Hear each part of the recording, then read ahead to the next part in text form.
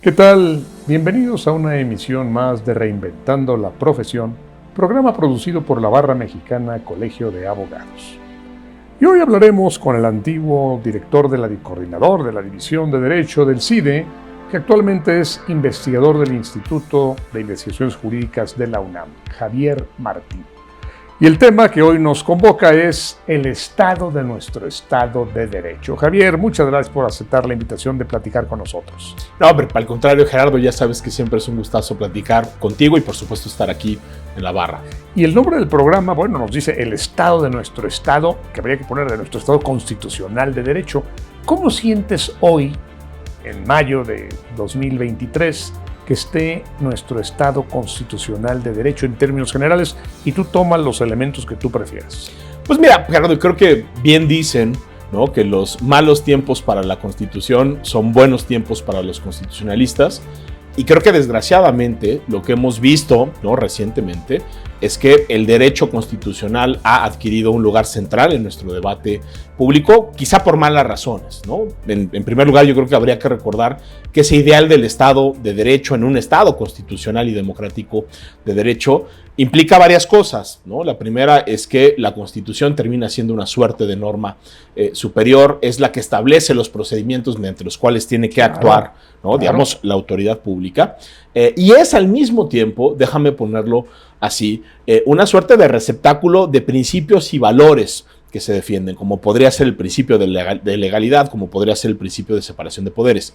Creo que si hacemos una evaluación objetiva de lo que ha pasado durante los últimos años, más allá del contenido de muchas reformas que se han impulsado, creo que sí podríamos decir que lo que hemos visto es un debilitamiento de esa fuerza normativa que tiene la Constitución.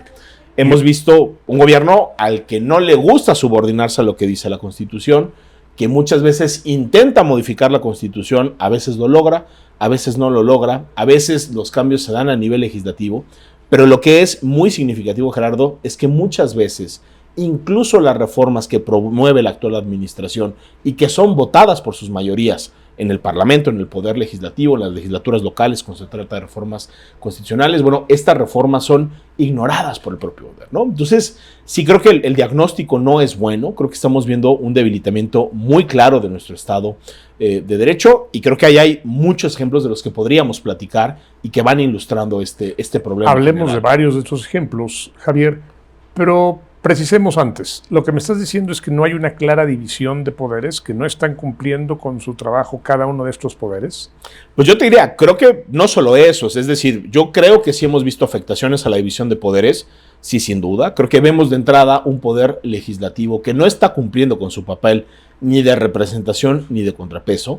Es lamentable ver que el debate se ha cancelado en el Poder Legislativo. Parece que la voz que cuenta es nada más la del presidente, que el presidente, cuando manda una iniciativa, tiene ahí personas aliadas que están dispuestas a votar esa iniciativa en sus términos, sin cambiarle una coma, sin poner sobre la mesa argumentos adicionales, ¿no? Aún si va contra la Constitución. Incluso cuando va contra la Constitución, incluso aprobando esas reformas en contra de los procedimientos que marca la Constitución, las leyes y los reglamentos, ¿no? Entonces, ahí tenemos de entrada una relación entre poder legislativo y poder ejecutivo que es de por sí ya problemática. La otra, déjame ponerlo así, dimensión del problema está relacionada con el poder judicial y con los órganos autónomos. Creo que como nunca en esta administración lo que hemos visto, Gerardo, son ataques directos a la independencia judicial, amenazas que se hacen desde el poder ejecutivo, señalamientos en contra. Estoy pensando, por supuesto, en las descalificaciones a la presidenta de la Suprema Corte de Justicia de la Nación, intentos por promover reformas abiertamente inconstitucionales. Estoy pensando, por ejemplo, el intento por ampliar inconstitucionalmente el mandato del anterior presidente de la Corte, Arturo Saldívar, las amenazas con presentar reformas que puedan limitar eventualmente la competencia, el presupuesto, las facultades que tiene el Poder Judicial en su conjunto. Creo que ahí tenemos signos que también son preocupantes. Y la otra parte, no digamos, también en esta división de poderes que tenemos en México, Gerardo, tú lo sabes muy bien, has escrito sobre el tema, es que en México tenemos ciertas instituciones que no forman parte de esa estructura tradicional de poder ejecutivo, legislativo y judicial, que son los llamados organismos con autonomía constitucional. Lo que hemos visto en el caso del INE es un ataque muy claro, se le ha reducido el presupuesto, se ha intentado hacer nombramientos, ¿no? Violando esa independencia e imparcialidad que tendrían que tener. Y qué paradoja, porque ahí, el gobierno ¿no? actual llegó justamente apoyado en los procedimientos y en las normas que marca la propia Constitución. Y llegan con estas normas, llegan bajo esos principios a dinamitar la Constitución. Y yo creo que es parte de un fenómeno global, ¿no? Digamos, creo que hoy tenemos buenos estudios de derecho, de política comparada, Gerardo, que nos muestran cómo líderes y movimientos populistas hacen precisamente lo que tú estás diciendo. Utilizan a las instituciones democráticas y a los procedimientos democráticos para llegar al poder, pero una vez que están en el poder, lo que empiezan a hacer es dinamitar esas condiciones de equidad y esas reglas que les permitieron convertirse en mayoría. Y eso, Gerardo, hay que decirlo, es profundamente antidemocrático. Una de las reglas de oro, ¿no?, de toda democracia es que las minorías de hoy tienen que tener la posibilidad, si el pueblo por supuesto así lo decide, de convertirse en las mayorías del mañana, y quienes hoy están en el poder también, si así lo decide el electorado, podrán convertirse en las minorías del mañana. Es decir, la posibilidad de la alternancia, que haya una competencia real, es una de las condiciones indispensables. El llamado Plan B, esa reforma que impulsó el gobierno de López Obrador, lo que busca precisamente es desmantelar esas condiciones que le permitieron llegar al poder y que paradójicamente, Gerardo, fueron en buena medida producto de demandas históricas del propio obradorismo. Ahora, pero el Plan B iría incluso contra la Constitución. Como está planteado el Plan B, atenta contra la Constitución. Y es muy posible que la Corte lo acabe desarticulando. A ver, yo creo que son dos temas relacionados pero diferentes. Es decir, yo creo que los problemas de inconstitucionalidad del Plan B son clarísimos, ¿no? Obvios. Desde el procedimiento legislativo a mí me queda claro que hay vicios que podrían invalidar totalmente la reforma. Hay problemas relacionados y hay precedentes también, digamos, de la Corte relacionados con las consultas que se tienen que hacer a comunidades indígenas, ¿no?, a personas con discapacidad, a otros grupos vulnerables. Esas tampoco se hicieron. Hay violaciones directas a la autonomía del INE. Hay violaciones directas a ese mandato de profesionalización que está establecido con claridad en el artículo 41 constitucional. Hay violaciones directas a la autonomía que tienen que tener los institutos electorales de las entidades federativas. También hay violaciones, digamos, en ese sentido al 116. Ahora, que las violaciones sean evidentes y manifiestas para cualquier persona que razonablemente se acerque a ver cuál es el contenido de esas normas y cómo fueron creadas, creo que es una cosa. ¿Por qué? Porque hay que decirlo con toda claridad. La otra dimensión del problema es una dimensión donde la política puede tener una mayor influencia y es en los votos de las y los ministros de la Corte. Yo creo que hemos visto una Corte, Gerardo, también tenemos buenos ejemplos recientes donde creo que una mayoría de integrantes de la Corte se ha tomado en serio eso que platicábamos al principio, que es ese respeto irrestricto a la Constitución.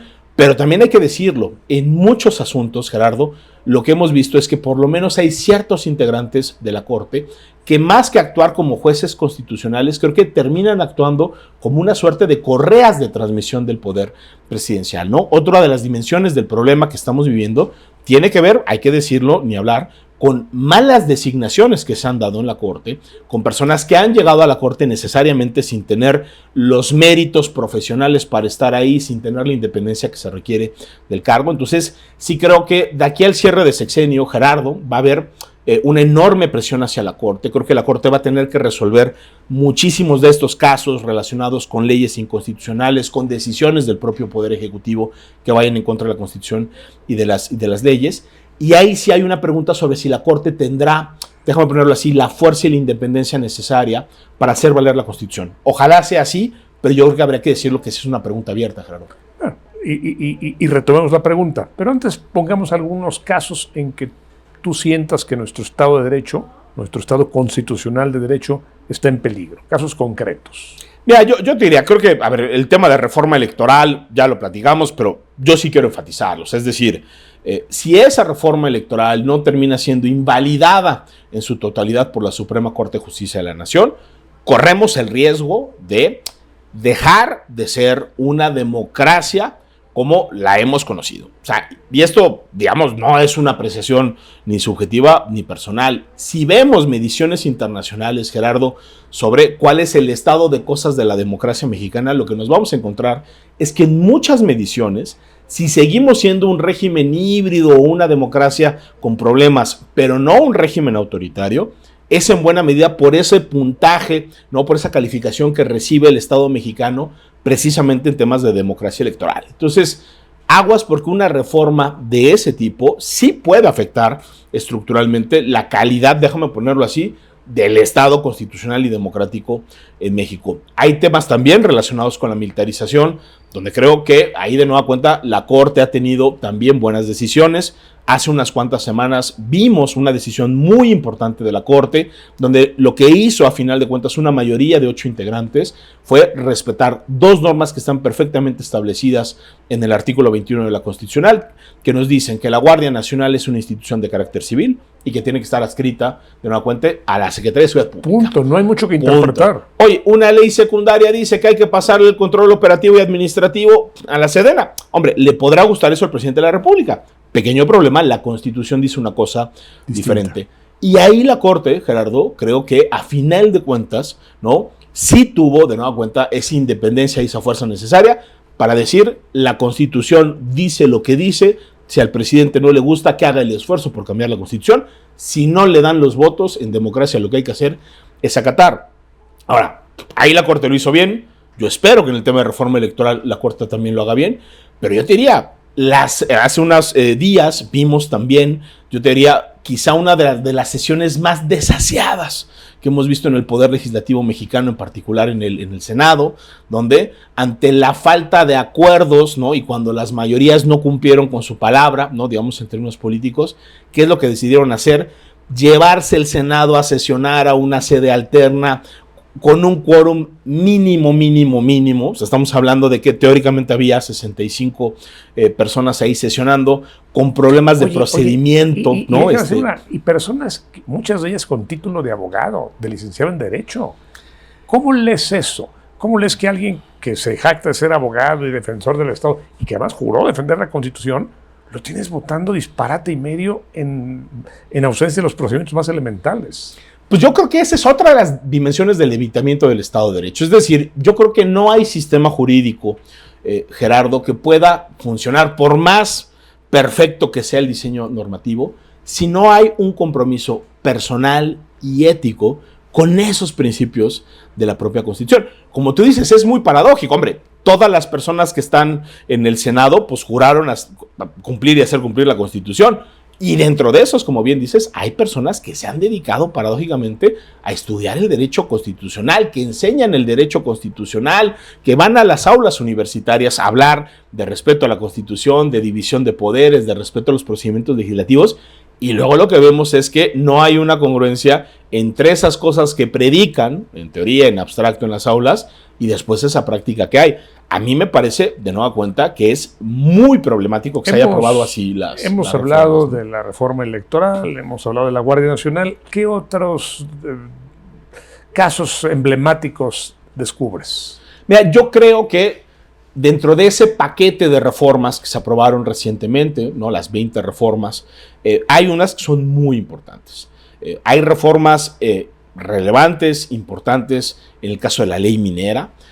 Yo creo que sí era necesario tener cambios puntuales, ¿no? Porque es cierto que durante décadas ha habido abusos de cierto tipo de industrias, pero de nueva cuenta, una cosa es que se requieran cambios y otra es que los cambios que se aprobaron sean los adecuados. Yo creo que ahí tenemos un foco amarillo en el mejor de los casos.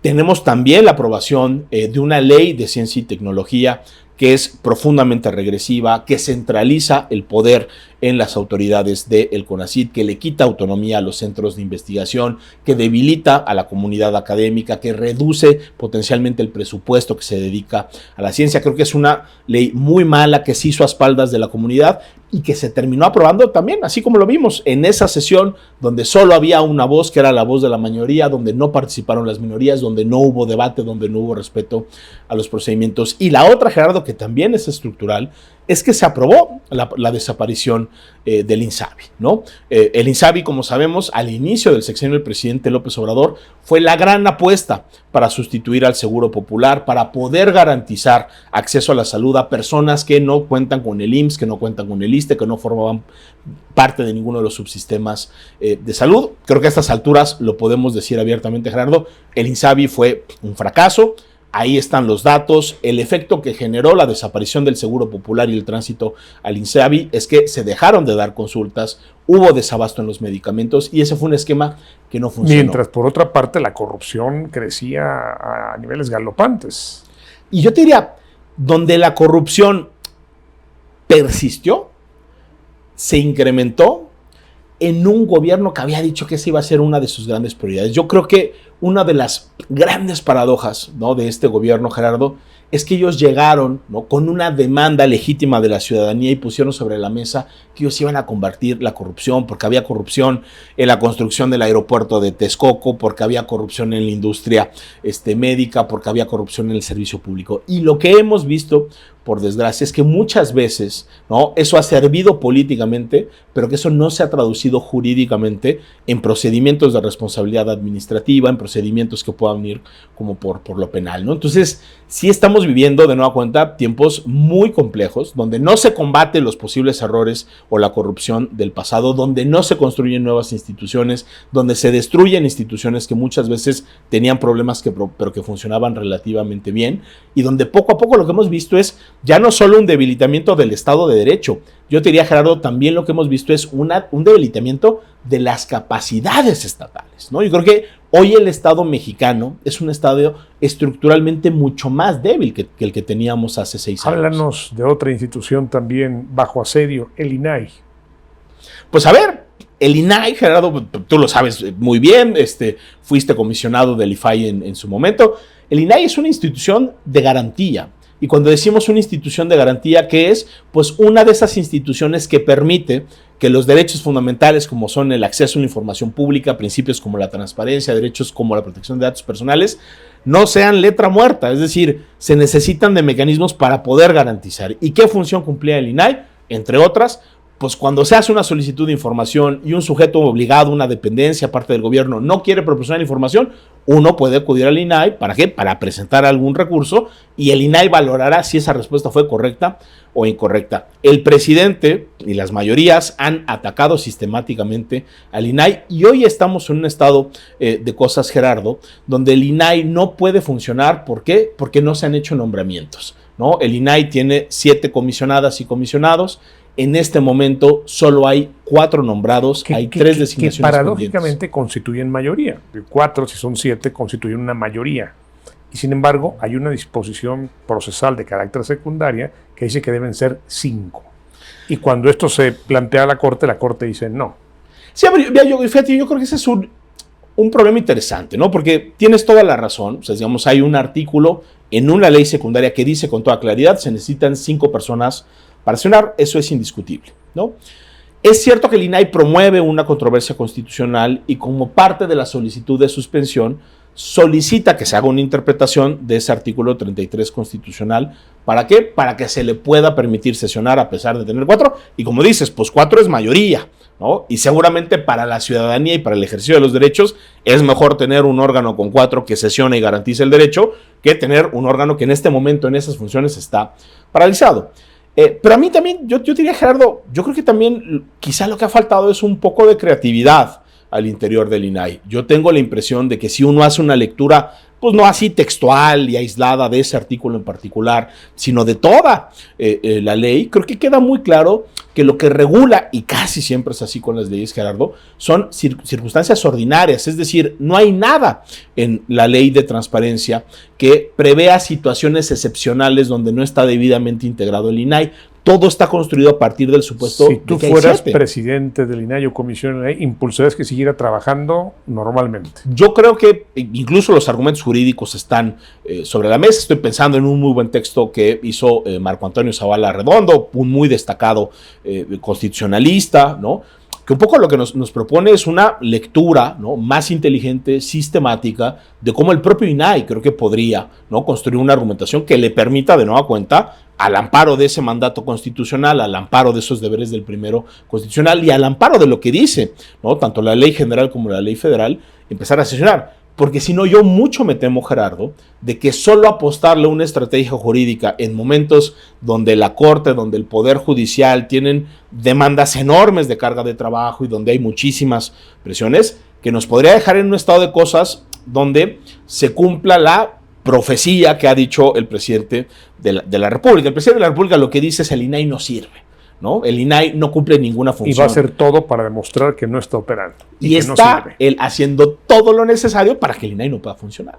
Entonces, yo creo que hay un riesgo muy grande de que, más allá de que sepamos las razones jurídicas por las cuales en este momento el Pleno no está funcionando, políticamente esa falta de actividad del INAI, paradójica, que generó, por supuesto, el presidente de la República, le sirve al propio presidente de la República para justificar eventualmente la desaparición del INAI o para justificar reformas que continúen debilitando al Hace INAI, un rato, ¿no? Javier, dejaste una pregunta abierta. ¿Va a resistir la Corte? Pero déjame que yo no solo me concentre en la Corte. ¿Van a resistir nuestras instituciones este embate salvaje?